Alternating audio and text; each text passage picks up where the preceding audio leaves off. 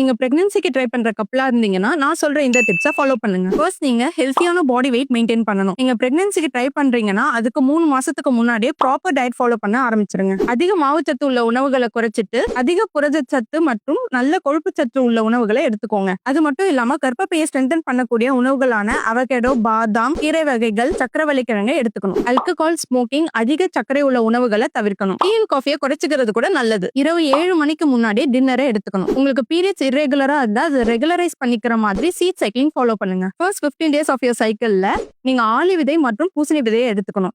அடுத்த 15 days of the சைக்கிள்ல நீங்க சூரியகாந்தி விதை மற்றும் எள்ளு விதையை எடுத்துக்கணும். இது மட்டும் இல்லாம நீங்க heat bath and castor oil பேக்க டெய்லி 20 மினிட்ஸ் ஆல்டர்னேட் டேஸ்ல எடுத்துக்கலாம். செடென்டரி லைஃப் ஸ்டைல நீங்க இருந்தீங்கன்னா அதை சேஞ்ச் பண்ணிக்கிற மாதிரி பெல்விக் ஃப்ளோ மசில்ஸை டார்கெட் பண்ற மாதிரி யோகா ஆசனாஸை கப்பிள்ஸா சேர்ந்து பண்ணலாம். ஸ்ட்ரெஸ் அதிகமா இருந்துச்சுன்னா மெடிடேஷன் மற்றும் மூச்சு பயிற்சி பண்றது மூலமா கட்டுப்படுத்தலாம். ஒபுலேஷனை ட்ராக் பண்ண ஃபர்டிலிட்டி ஆப்ஸ் யூஸ் பண்ணலாம். அதுக்காக ஒபுலேஷன் வரைக்கும் வெயிட் பண்ணாம ரெகுலரா இன்டர்கோர்ஸ் வச்சுக்கிறது கப்பிள்ஸ்குள்ள இருக்க எமோஷனல் கனெக்டை இன்க்ரீஸ் பண்ண உதவும். இந்த மாதிரியான சிம்பிள் லைஃப் ஸ்டைல் சேஞ்சஸ் உங்க ஃபர்டிலிட்டி இன்க்ரீஸ் பண்ண உதவும். மேலும் ஃபர்டிலிட்டி ரிலேட்டடான சந்தேகங்களுக்கு ஸ்கிரீன்ல தெரியற இந்த நம்பரை கான்டாக்ட் பண்ணி ஆன்லைன் கன்சல்டேஷன் எடுத்துக்கோங்க.